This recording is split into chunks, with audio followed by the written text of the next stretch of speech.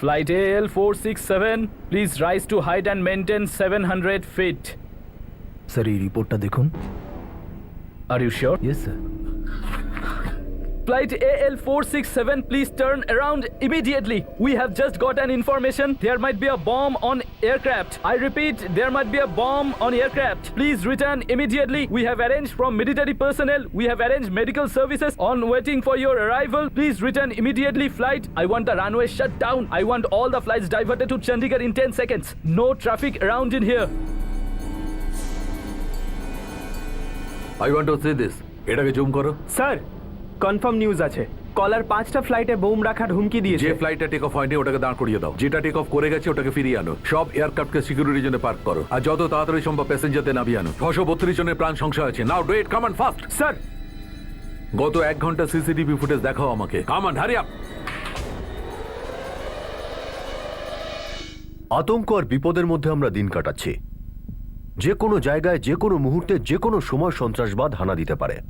Railway স্টেশনে, ট্রেনে, ফ্লাইটে বা 5 স্টার হোটেলে, সব জায়গায়। জানুয়ারি 2015 আরও একটি টেরর অ্যাটাকের খবর এলো। এবার ভিন্ন ভিন্ন এয়ারলাইন্সের 5টি ফ্লাইট তাদের নিশানায় ছিল। 1000 প্যাসেঞ্জারের জীবন সংকটে ছিল। কিন্তু কাহিনী শুধু এখানেই সীমাবদ্ধ ছিল না, এখনো অনেক কিছুই সামনে আসতে বাকি ছিল।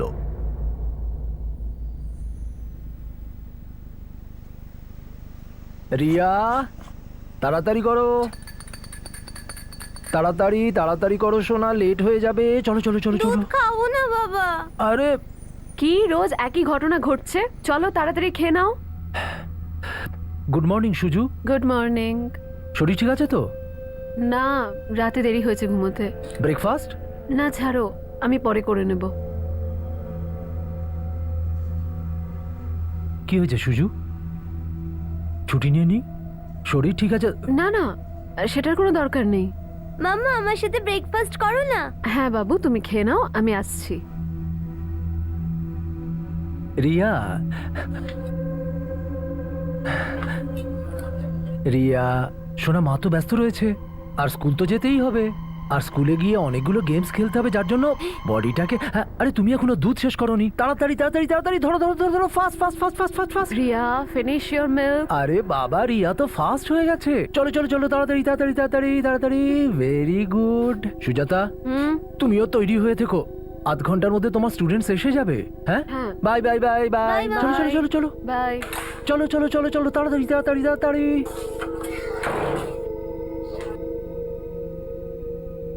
বাবা জানো তো, আমি না ড্রয়িং এ 3 স্টার পেয়েছি। ও ওয়াও, ভেরি গুড। দেখি তো। হ্যাঁ হ্যাঁ হ্যাঁ, looking nice. Good morning Mahesh. Good morning. Good morning সোনা। Good morning aunty. কি তো রেডি আছে? কিত, কিত বাবু, 1 মিনিট। হ্যাঁ, কি Hi, মহেশ। তোমার হয়নি? হাই। সরি এগান ভাই, আজকে আসলে আমার পালা ছিল বাচ্চাদেরকে স্কুলে পৌঁছানোর। কাল অফিসে অনেক কাজ ছিল, তাই দেরি হয়েছিল। আরে কোনো প্রবলেম নয়, আমি আছি তো। I will drop them. আচ্ছা চল, অফিস যেতে দেরি হচ্ছে আমার। See you. Bye bye Riya, bye. Bye বাবা। চলি শোনো। মহেশ, এই নাও। হ্যাঁ, এটা কার জন্য? ওর জন্য? না, তোমার জন্য। Oh, so sweet, thank you. Bye কিত। বাই মামা। চলো চলো, লেট Bye, হয়ে যাবে। সোনা। Bye aunty. এই জানিস তো, চলো নিচে চলো, চলো চলো। বসো তাড়াতাড়ি, বসো তাড়াতাড়ি। আইস, papa will drop you in school in 10 minutes, okay? Riya সোনা, সিট বেল্ট লাগাও। মার স্টুডেন্টরা তো তাড়াতাড়ি কি করে এলো? বাবা চলো, দেরি হয়ে যাচ্ছে। হ্যাঁ সোনা।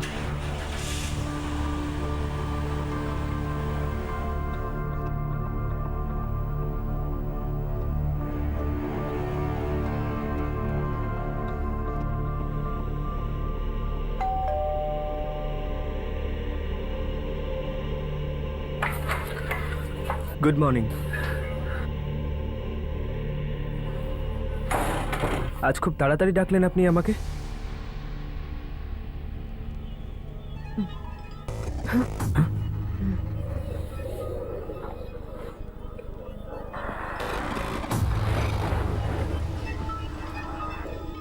গুরুজনেরা একটা কথা বলেন, জানোই তো?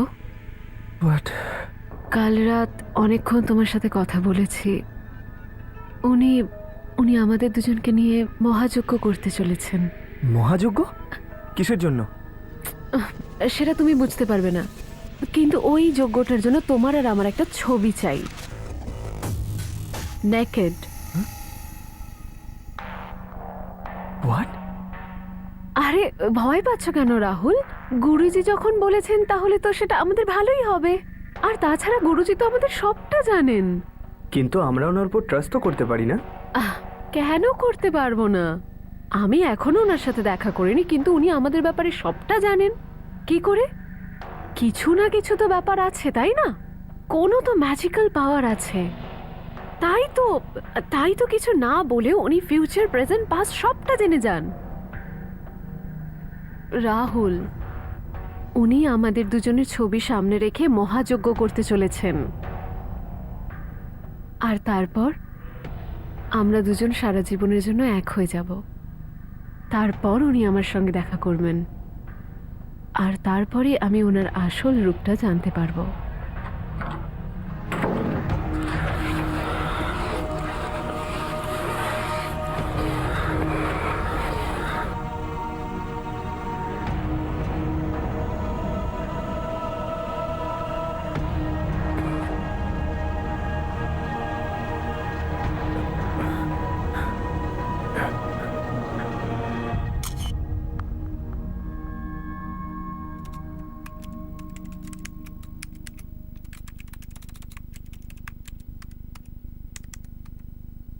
মাম্মা, আমার জন্য কেক বানাবে? কেক খেতে ইচ্ছা করছে। মাম্মা, মাম্মা লিসেন না মাম্মা, প্লিজ মা, আমার কেক খেতে ইচ্ছা করছে। বাবু, আজ আমি একটু বিজি please, আছি, কাল মাম্মা। বানিয়ে দিচ্ছি। চলো চলো, আমি তোমার জন্য কেক নিয়ে আসবো। চলো চলো, দেরি হয়ে যাবে। মনিকা আন্টি এক্ষুনি চলে আসবে।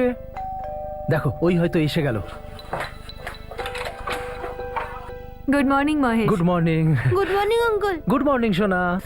আরে রিয়া, তাড়াতাড়ি এসো সোনা, মনিকা আন্টিও চলে এসেছে। এক মিনিট বাবা, আমি আমার নোটবুক ভুলে গেছি। মহেশ, সন্ধেবেলা তুমি ফ্রি আছো? হ্যাঁ, কেন?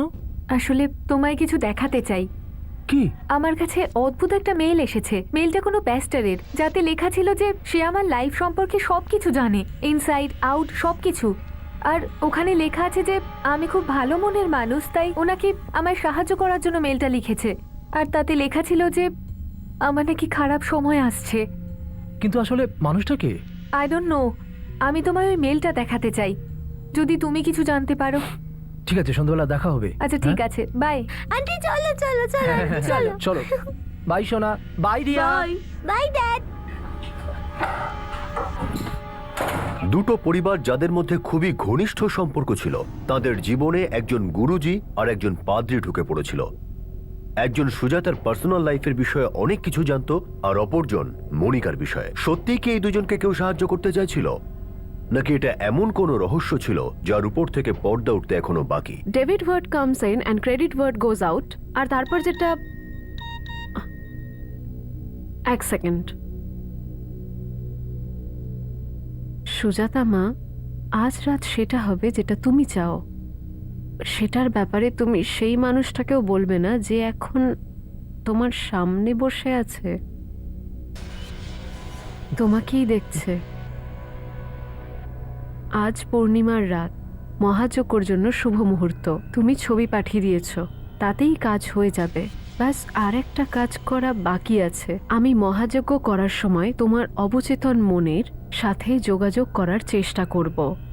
এর জন্য প্রয়োজন তোমার অবচেতন হয়ে যাওয়াটা। তুমি তো সাধনা করো না, তাই তোমার জন্য সবথেকে সহজ হবে যে তুমি মদ খেয়ে নিও, যতটা সম্ভব খেয়ে নিও। ভয় পেও না, সংকোচ করো না। মহাযজ্ঞর জন্য এটা জরুরি। যখন তোমার অন্তর জেগে থাকবে, তখন আমার শব্দ তোমার কাছে পৌঁছবে।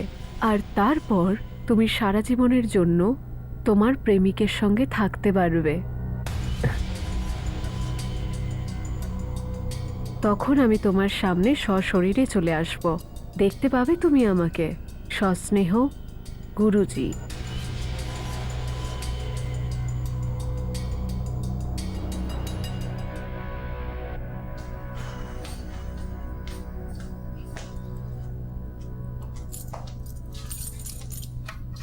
এই রাতটাকে আরো একটু রঙিন করে দেওয়ার জন্য আর একটা গান শুনুন, যে গানটা শোনার পর আপনি আর বসে থাকতে পারবেন না, আপনি নাচতে বাধ্য হবেন।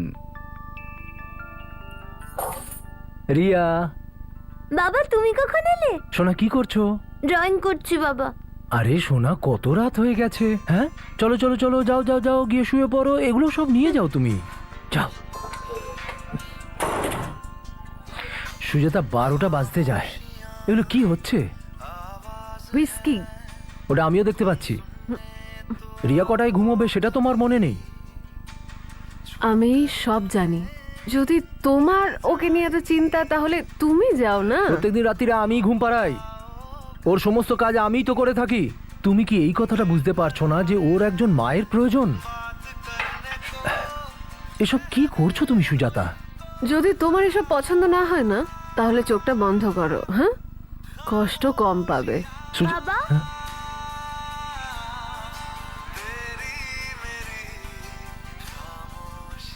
প্রত্যেক গানের আলাদা আলাদা একটা গল্প থাকে, আর সেই গল্পগুলোই আসলে আমাদের জীবনের গল্প। আর সেই জীবনের গল্পগুলো নিয়ে তো আমি হাজির হয়ে যাই দারুণ দারুণ গান শোনাবো বলে। একটু দেশি গাল হবে নাকি? কি হয়েছে? মা আমার সাথে ঠিক করে কথাও বলছে না। সোনা, তোমার মায়ের না মুডটা ঠিক নেই, এই জন্য। কিন্তু কাল সকালের মধ্যে মা পুরো ঠিক হয়ে যাবে। হ্যাঁ, তুমি আমাকে বলো যে তুমি কোন গল্পটা শুনবে।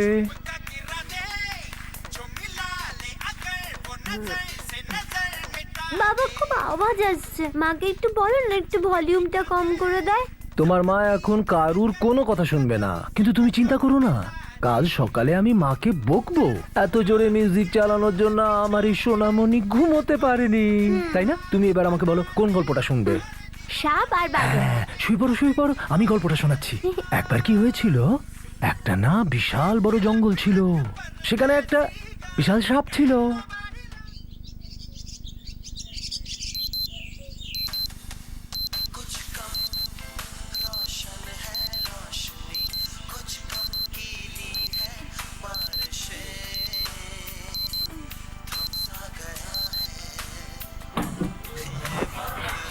বাবা বাবা বাবা ওঠো। গুড মর্নিং রিয়া, এসো কাছে, শুয়ে পড়ো শুয়ে পড়ো। বাবা মা কোথায়? তোমার মা মনে হয় বাইরেই ঘুমিয়ে পড়েছে রেডিও চালিয়ে।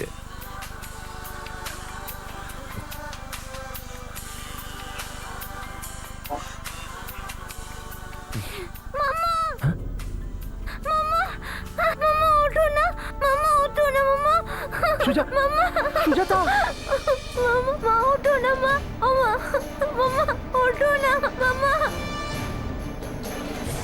জানলাটা খুলে দিন আর দেখুন একটা দারুণ সকাল আপনার জন্য অপেক্ষা করছে। দিনের শুরুটা হোক একটা রোমান্টিক গান দিয়ে, আর সেই গানটা আমি এক্ষুনি প্লে করব। দিনের শুরুটা কোনো রোমান্টিক গান দিয়ে হয়নি, বরং ঘরে একটা লাশ পড়েছিল, আর মহেশ নিজেকে দোষ দিয়ে যাচ্ছিল যে সে আগের রাত্রে কেন তার স্ত্রীকে মদ খেতে বাধা দিল না। কিন্তু রাতের কোন সময় মৃত্যু ঘটেছিল আর কিভাবে?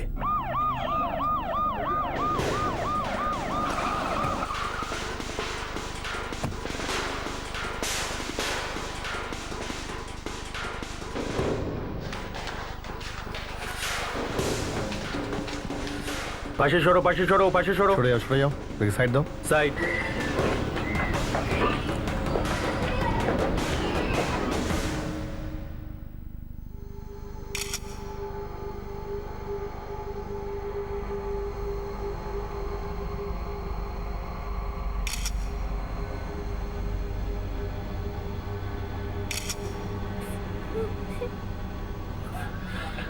পুরো ঘরটাকে তল্লাশি করো। স্যার। কাঁদছো কেন মহেশ? মহেশ সামলাও নিজেকে, তুমি বি এ ম্যান ভাই।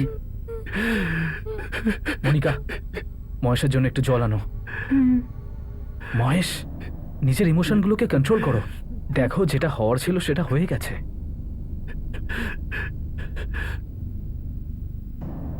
আচ্ছা, এবার আপনি বলুন তো গল্পটা কি? সত্যি কথা বলবেন। আপনার ওয়াইফের সঙ্গে আপনার সম্পর্ক কিরকম ছিল? দেখুন, আপনাকে আমি কিছু জিজ্ঞেস করছি। আমি জিজ্ঞেস করছি আপনার ওয়াইফের সঙ্গে আপনার রিলেশন কেমন ছিল? আমার জীবন ছিল, লাভ ম্যারেজ হয়েছিল। কখনো চাইনি আমাদের সম্পর্ক ভেঙে যাক। সম্পর্ক না ভেঙে যায় মানে? আপনার সঙ্গে কারো রিলেশন ছিল? না স্যার। আপনার ওয়াইফের রিলেশন ছিল কারোর সঙ্গে? আপনার ওয়াইফের সঙ্গে কারো রিলেশন ছিল?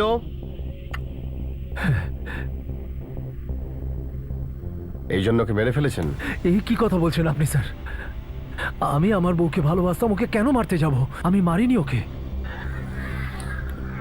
কার সঙ্গে সম্পর্ক ছিল আপনার ওয়াইফের? ওর একজন স্টুডেন্ট, নাম? রাহুল।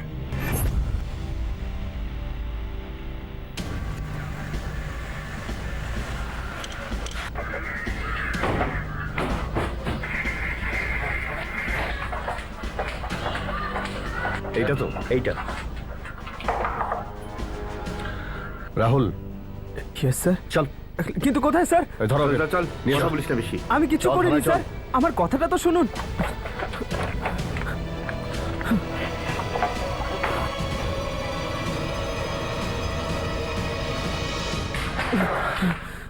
কিরে চিকনা হিরো, খুব খেলছিস নাকি তুই?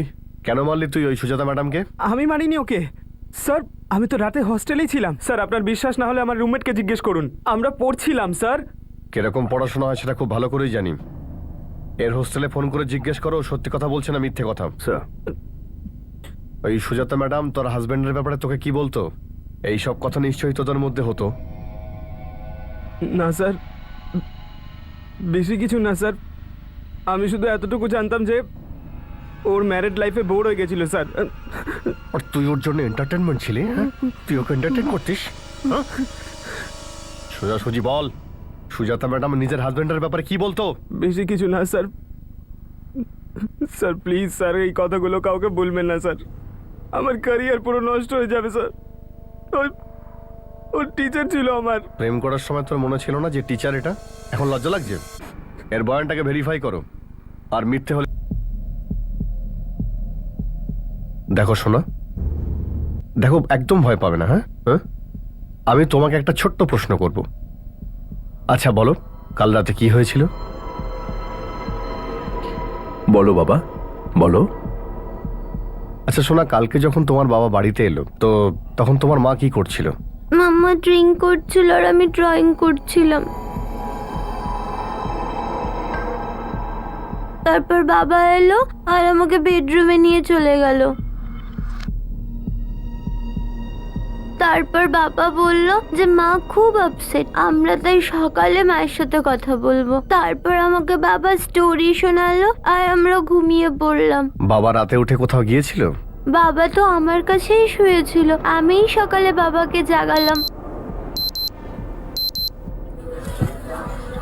বাবা, বাবা। তোমার বাবা যখন সকালে মাকে ওই অবস্থায় দেখলো তখন কি করলো? দাদুকে আর ডক্টর আঙ্কেলকে ডাকলো। ভয়ঙ্কর ঘটনা ঘটেছে, আপনি তাড়াতাড়ি আসুন ড্যাডি। ডাক্তারবাবু। থ্যাংক ইউ সোনা।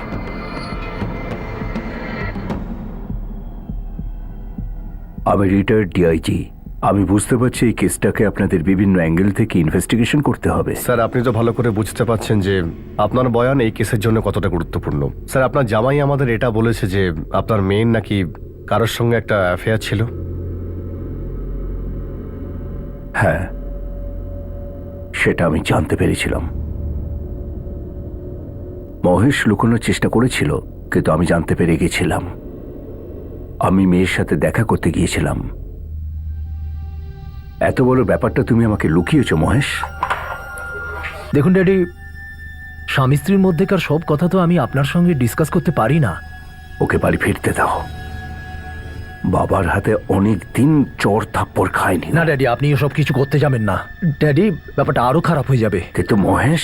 ড্যাডি, লজ্জা তো আমিও পাচ্ছি, রাগও হয়, কিন্তু রিয়ার মুখ চেয়ে চুপ করে যাই। 40 বছর পুলিশে ছিলাম আমি। জীবনে কত কিছু দেখেছি, কত রকম কেস আমি দেখেছি, কিন্তু কখনো আমি এটা ভাবিনি যে নিজের মেয়ের ব্যাপারে আমাকে এই সব কথা শুনতে হবে। মহেশ, তুমি ডিভোর্স দিয়ে দাও সুজাতাকে। হ্যাঁ। না ড্যাডি, আমি এমন করতে পারবো না। ওর একটা শাস্তি পাওয়া দরকার। তাহলে রিয়ার কি হবে? ড্যাডি, রিয়ার যতটা আমাকে প্রয়োজন ঠিক ততটা ওর মাকেও। সুজাতা বিপদে চলে গেছে, এক না একদিন ও নিজের ভুলটা বুঝতে পারবে, আর আমি সেই দিনটার অপেক্ষা করছি। ভালোবাসি আমি ওকে। আমি তো আমার মেয়েকে খুব ভালো করে চিনতাম।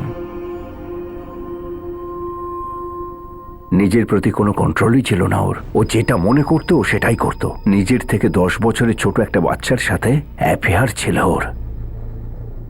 ঘেন্না হয় মেয়ে বলে পরিচয় দিতে, লজ্জা হয় আমার। স্যার, আপনার কখনো আপনার জামাইকে কোনো সন্দেহ হয়নি? কেন সন্দেহ করবো আমি ওকে?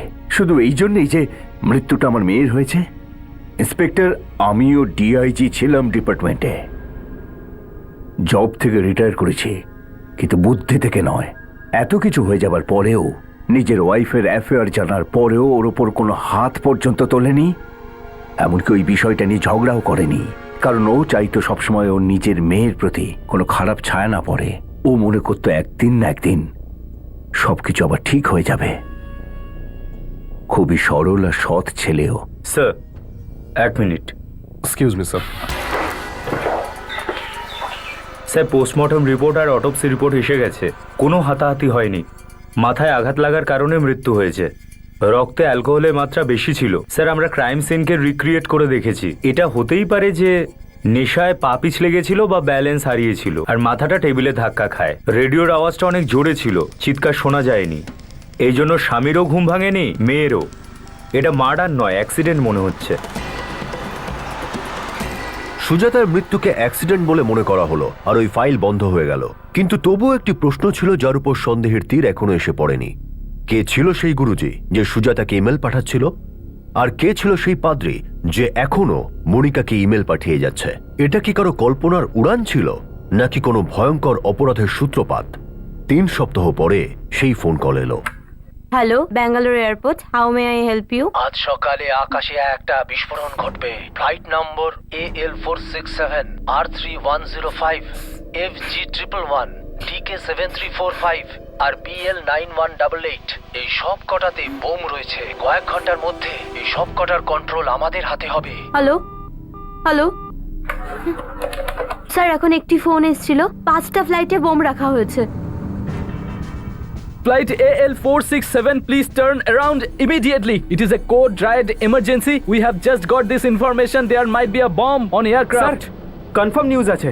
কলার 5টা ফ্লাইটে বোম রাখার হুমকি দিয়েছে। যে ফ্লাইটটা টেক অফ হয়নি ওটাকে দাঁড় করিয়ে দাও, যেটা টেক অফ করে গেছে ওটাকে ফিরিয়ে আনো। সব এয়ারক্রাফটকে সিকিউরিটির জন্য পার্ক করো, আর যত তাড়াতাড়ি সম্ভব প্যাসেঞ্জারদের নামিয়ে আনো। 632 জনের প্রাণ সংশয় আছে। Now do it, come on fast. Sir,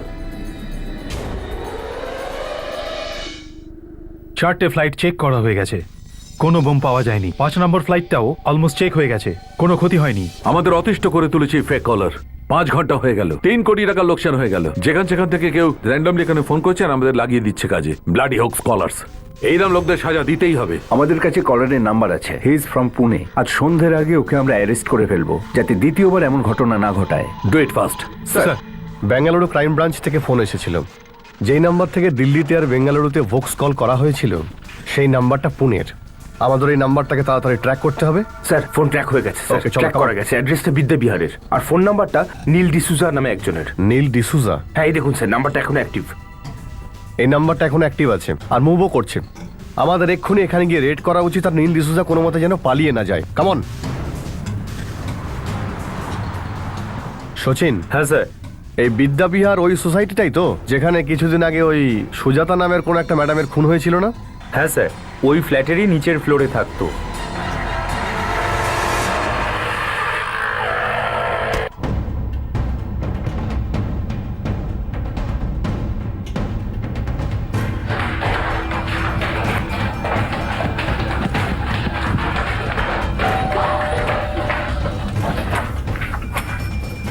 নীল ডিসুজা কোথায়?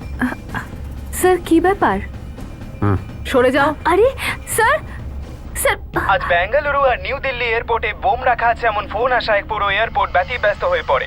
5টা ফ্লাইট তৎক্ষণাৎ ল্যান্ডিং করানো হয় আর সব কটা নীল ডিসুজা হ্যাঁ খুব বার বেড়েছিস না এক্ষুনি সব পার করছি ফোন দে ফোন দে ফোন কোথায় স্যার কি হয়েছে বলবেন তো স্যার এই ফোন থেকে তুই ফোন করেছিলি না এটা থেকে করেছিলি কোথা থেকে বলুন না ম্যাডাম আপনার হাজবেন্ড এয়ারপোর্টে থ্রেটনিং কল করেছে যে এয়ারপোর্টে বোম আছে আপনি নিউজ দেখেননি আর তোর কাছে কোনো ফোন আছে দেখি আর কোনো ফোন আছে আমার কাছে এই ফোনটাই আছে স্যার ম্যাডাম আপনার ফোনটা দিন তো স্যার আমি কিচ্ছু বুঝতে পারছি না আপনি কি বলার চেষ্টা করছেন স্যার বেডরুমে কিছুই পাওয়া যায়নি কিচেনে গিয়ে দেখো ওকে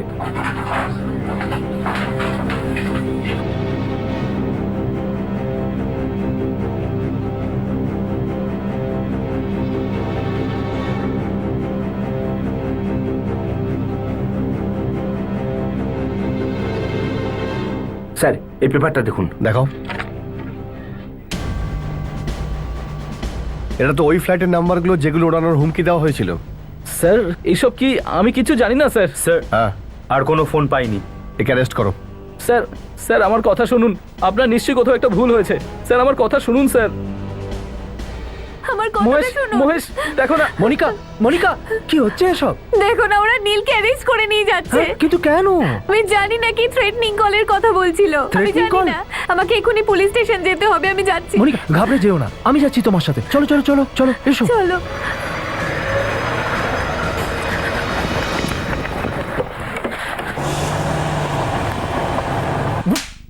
বল এবার সমস্ত সত্যি কথা বল। দিল্লি আর ব্যাঙ্গালোর এয়ারপোর্টে কেন ফোন করেছিলি? কোন টেররিস্ট গ্রুপের সঙ্গে তোর যোগাযোগ রয়েছে? সমস্ত সত্যি কথা বল আমাকে। স্যার আমি সত্যি বলছি আমি কিচ্ছু জানি না আপনি কোন ফ্লাইটের কথা বলছেন কোন কলসের কথা বলছেন আমার মাথায় ঢুকছে না আমি তো কিচ্ছু মাথায় ঢুকছে না আমার স্যার দেখ এই পেপারটা তোর বাড়ি থেকে পাওয়া গেছে যার মধ্যে ওই ফ্লাইটের নাম্বারগুলো আছে যাদের হুমকি দেওয়া হয়েছিল আর এই সেই দুটো ফোন যেটা তোর বাড়ি থেকে পাওয়া গেছে। এই ফোনটা তোর আর তোর ওয়াইফের কিন্তু এতে ওই নাম্বারটা নেই যেটা থেকে থ্রেট করা হয়েছিল। ওই নাম্বারটা ছিল 4466677722। ওই নাম্বারটা স্যার- কোথায় আর ওই সিম কার্ডটা কোথায়? স্যার কোন ফোন নাম্বার কোন সিম নাম্বার আমার আর আমার ওয়াইফের ফোন তো আপনারা নিয়ে নিয়েছেন আমি কোনো ফোনের ব্যাপারে কিচ্ছু জানি না একদম মিথ্যে বলবি না বল। স্যার এই দেখুন কি এটা?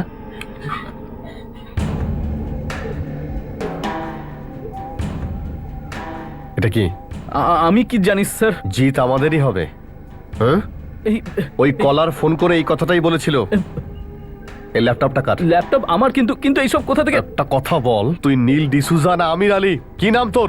তোর আসল নাম বল। এটা কি বলছেন স্যার আপনি আমি নীল ডিসুজা আমি আমি কোনো আমির আলীকে চিনি না লগইন আইডি তোমার ইমেল আইডির সঙ্গে যুক্ত আছে। কি কিন্তু এইসব এইসব কি করে হলো এইভাবে স্বীকার করবে না। একে চেম্বারে নিয়ে যাও আর এর মুখটা খুব ভালো করে খোলো, স্যার। তখনই বলবে। নিয়ে যাও ওকে, যাও ওকে এক্ষুনি নিয়ে যাও। পরবর্তী 8 ঘন্টা ধরে নীল ডিসুজাকে জিজ্ঞাসাবাদ করা হলো। তার ল্যাপটপ, ইমেল, ফোন সবকিছু চেক করা হলো, কিন্তু নীলের একটাই উত্তর ছিল যে না সে কোনো ফোন কল করেছিল আর না সে আমির আলীর নামে কোনো পেজ তৈরি করেছিল। নীলের অফিস ব্যাকগ্রাউন্ডও চেক করা হলো, কিন্তু পুলিশ তার বিরুদ্ধে কোনো প্রমাণ পেল না। এই জটিল সমস্যাবহুল কাহিনীতে কেউ কি নীলকে কাঠের পুতুল বানিয়েছিল, নাকি এই নিষ্পাপ মুখের পিছনে সত্যিই কোনো সন্ত্রাসবাদী লুকিয়েছিল? আমি তো কিছু বুঝতেই পারছি না why this is happening to me Monica don't worry, যদি নীল কিছু না করে থাকে পুলিশ কিছু করতে পারবে না। তুমি চিন্তা করো না, আমি আছি তোমার সাথে। আমার ওই পেস্টারের মেলটা এতটা লাইটলি নেওয়া উচিত হয়নি। ওখানে লেখা ছিল যে আমার লাইফে এরকম কিছু হবে, নীলের জন্য কোনো বড় বিপদে ফেসে যাব আমি। ওখানে তো এটা অবধি লেখা ছিল যে এই নীল সেই নীলই নয় যাকে আমি চিনি, এ তো অন্য কেউ।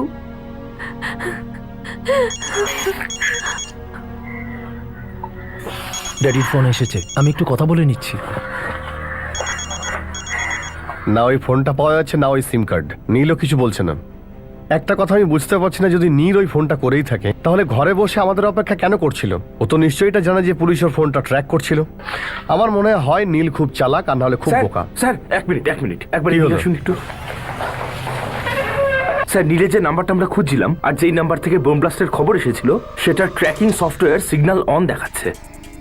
হ্যাঁ, আর লোকেশন তো পুলিশ স্টেশন বলছে। হ্যাঁ, তার মানে হলো এখানেই কোথাও আছে, কিন্তু কোথায়? একটা কাজ করো, তুমি নীলের ওয়াইফকে আরেকবার চেক করো। ম্যাম এক সেকেন্ড প্লিজ। আসুন।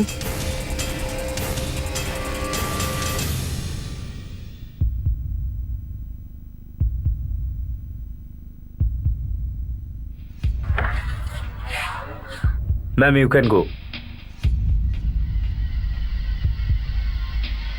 নীলের ওয়াইফের কাছে কিছু পাওয়া যায়নি। ড্যাডির সাথে কথা হয়ে গেল, বাচ্চা দুটো আমাদের ফ্ল্যাটেই আছে। মনিকা এখন কি হলো? আমি কিছু বুঝতে পারছি না মহেশ, এসব কি হচ্ছে? তুমি জানো ওরা আমায় সার্চ করেছে। এসব কিসের মধ্যে ফেসে গেছি আমরা। এরকম কেঁদে কেঁদে কি হবে? কিচ্ছু হবে না, তোমার শুধু শুধু শরীর খারাপ হবে। তুমি তো কিছু খাও নি। আমি তোমার জন্য খাবার কিছু নিয়ে আসি? না, তুমি বসো, আমি কিছু নিয়ে আসছি। স্যার এই দেখুন, ফোনটা তো পুলিশ স্টেশন থেকে বাইরে যাচ্ছে।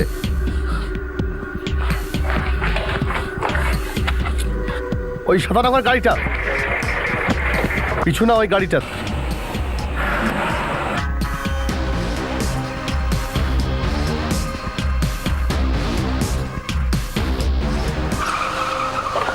তল্লাশি নাও, তল্লাশি নাও এর। বাইরে বেরো। ফোন কোথায় তোর? কি স্যার, কি হচ্ছে স্যার? কোন ফোনটা স্যার? স্যার কোনো ফোন নেই। কোথায় ওই ফোনটা? স্যার, কোন ফোনটা? ওই ফোন যেটা থেকে তুই বম ব্লাস্টের হুমকি দিয়েছিলি। স্যার কি বলছেন? আমি এক্ষুনি জানতে পারা যাবে।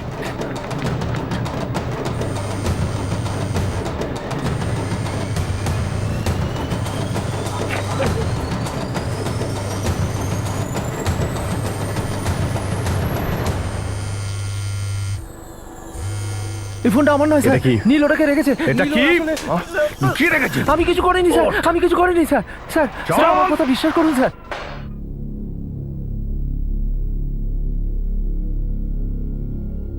নীল এতটাও বোকা নয় যে হুমকি দেওয়া ফোন করে নিজের বাড়িতে বসে পুলিশ আসার অপেক্ষা করবে।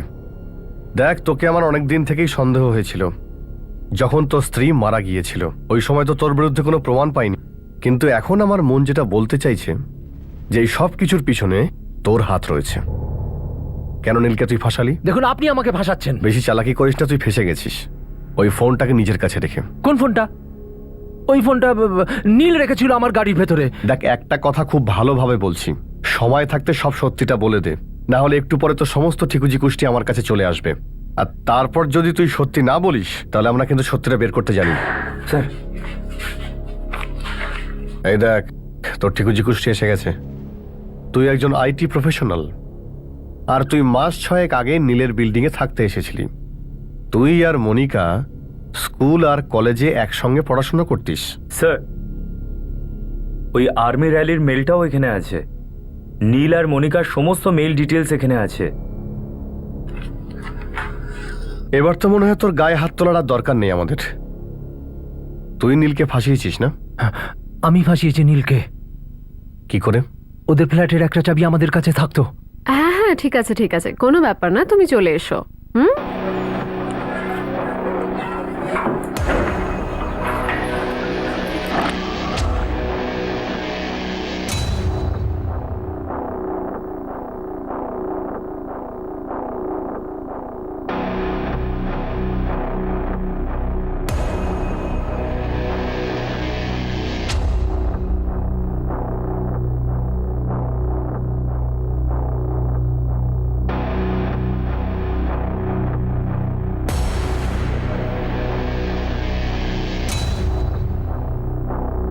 নিন স্যার। দেখুন, আমার সিম কার্ড চাই। স্যার, আপনার কাছে আপনার আইডেন্টিটি আর অ্যাড্রেস প্রুফ আছে? স্যার, আপনি সিমটা নীল ডিসুজার নামে নিতে আগে চাইছেন? আমার বন্ধু, ও আসতে পারেনি তাই আমি এসেছি।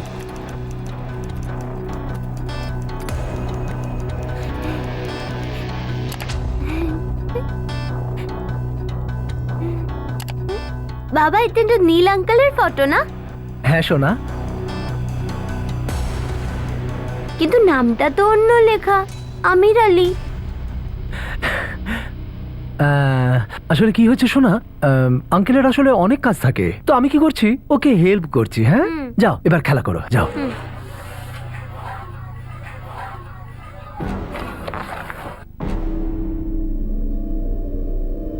Hello, Bangalore airport, how may I help you? Control আমাদের হবে।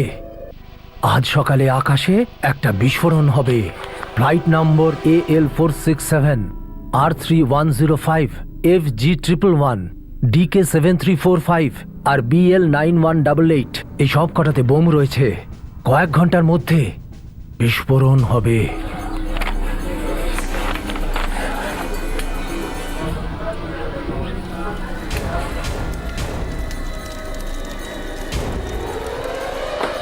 স্যার এই দেখুন মহেশের ল্যাপটপে কি আছে, একটা মেল অ্যাকাউন্ট আছে, godblessmychild@email.com। এই মেলে এই ছবি এসেছিল। অদ্ভুত ব্যাপার, তোর শ্বশুরকে তুই নিজেই এটা বলিস যে তোর স্ত্রীর অন্য কোথাও রিলেশন রয়েছে, আর তোর স্ত্রীকে তুই এটা বলিস যে তুই নাকি ওকে খুব ভালোবাসিস, আর তারপর তোর স্ত্রীর আর ওই রাহুলের ন্যাকের ফটো তুই তোর ল্যাপটপে রাখিস। ভুল করেছিলাম ওই রিটায়ার্ড ডিআইজির কথা বিশ্বাস করে। এবার পুরো সত্যিটা বলে ফেল, বল। আমি জানতাম আমার ওয়াইফের কারুর সাথে অ্যাফেয়ার চলছিল, এই জন্য আমি একটা প্ল্যান করেছিলাম। সুজাতা মা, আজকের রাতটা হচ্ছে সেই রাত, এই ব্যাপারে তুমি ওই মানুষটাকেও কিছু বলো না। যে এই মুহূর্তে তোমার সামনে বসে আছে। আজ পূর্ণিমার রাত, তুমি তো সাধনা করো না, তাই তোমার জন্য সব থেকে সহজ উপায় হলো যে তুমি মদ খাও, যত খুশি মদ খাও।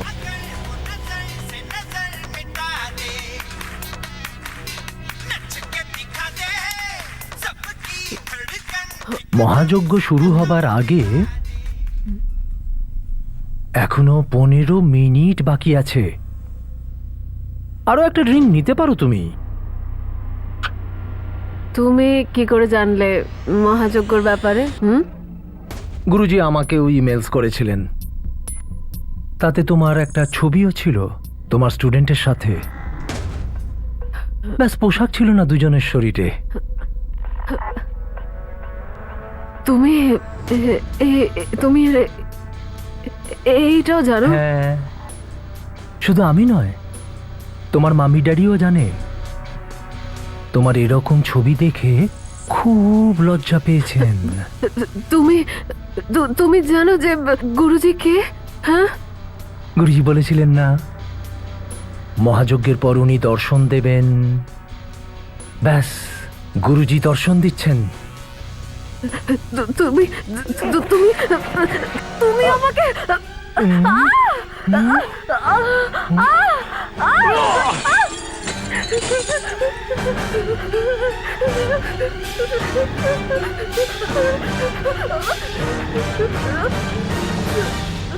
এসব তুই কেন করেছিলি? প্রথমে তো স্ত্রীর সঙ্গে, তারপর নীলের সঙ্গে। তুই অ্যাকচুয়ালি চাইছিসটা কি? মনিকা,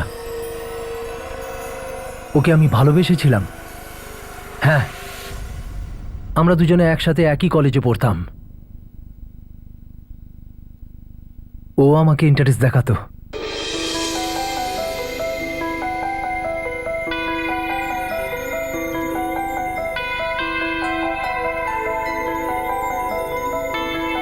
কিন্তু তারপরে আমরা আলাদা হয়ে যাই। ওর বিয়ে হয়ে গেল, আমারও বিয়ে হয়ে গেল। আমি ভেবেছিলাম ওকে ভুলতে পারবো, কিন্তু আমি পারিনি। কিন্তু একদিন আমি হঠাৎ ওকে সোশ্যাল নেটওয়ার্কে দেখি, আর যেন স্বর্গ পেয়ে গেলাম। কিন্তু একদিন আমি হঠাৎ ওকে সোশ্যাল নেটওয়ার্কে দেখি,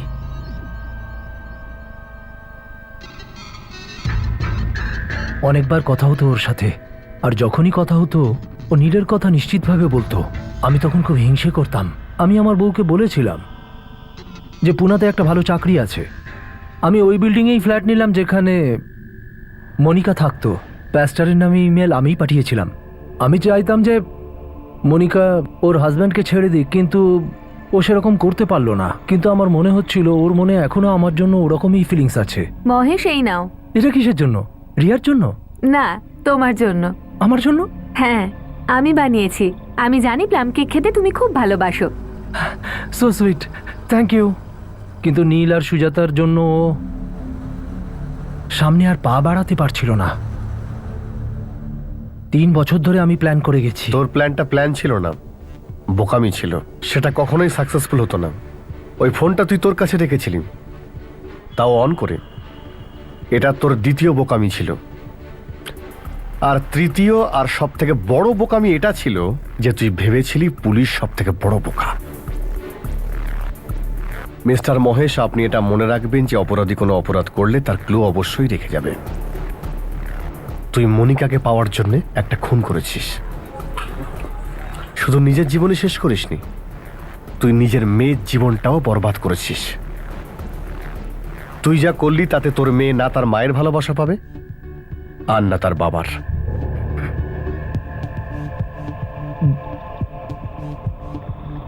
এই কাহিনীর শেষটা এরকম হওয়ার ছিল না। কাহিনী যে লিখেছিল সে শেষ দৃশ্যটা অন্যরকম ভেবেছিল। যদি মহেশের লেখা প্লট অনুযায়ী কাহিনীর সামনে এগোতো তাহলে মহেশের হ্যাপি এন্ডিং এর কল্পনা সত্যি হয়ে যেত। সে পাদ্রির ইমেলের জাল ততক্ষণ বুনতে থাকতো যতক্ষণ না সে তার ভালোবাসাকে হাসিল করছে। কিন্তু অপরাধ যতই সূক্ষ্ম সুতো দিয়ে বোনা হোক না কেন, যতই বুদ্ধিমত্তার সঙ্গে করা হোক না কেন, কোনো না কোনো প্রমাণ সে রেখেই যায়। একটা মিথ্যে ফোন কল এই প্রেম কাহিনীর শেষ দৃশ্যটাকে নতুনভাবে লিখে ফেলল। আর এখন মহেশ গড়াদের পিছনে রয়েছে। 1982 সালে তৈরি the suppression of unlawful acts against safety of civil aviation অ্যাক্টকে প্রথমবার কোনো থ্রেটনিং বা ভুয়ো কল করা ব্যক্তির বিরুদ্ধে ব্যবহার করা হলো। এই অ্যাক্ট অনুযায়ী মহেশের যাবজ্জীবন সাজা হতে পারে। নিজের প্রেম কাহিনী লিখতে লিখতে কখন সে অপরাধের কাহিনী লিখতে শুরু করলো এটা মহেশ বুঝতেই পারেনি। ভালোবাসা দিয়ে ঘর বানানো যায়, ঘর ভাঙা যায় না। আপনাদের সঙ্গে আবার দেখা হবে পরবর্তী এপিসোডে, আর সমাধান করব আরো একটি জটিল রহস্যের। ততক্ষণ নিজের খেয়াল রাখুন, সতর্ক থাকুন, সুরক্ষিত থাকুন, আর দেখতে থাকুন ক্রাইম পেট্রোল সতর্ক। শিক্ষা একজনের, জ্ঞান গোটা দেশের। জয় Hind. For more updates, subscribe to our channel, click the show links and enjoy watching the videos.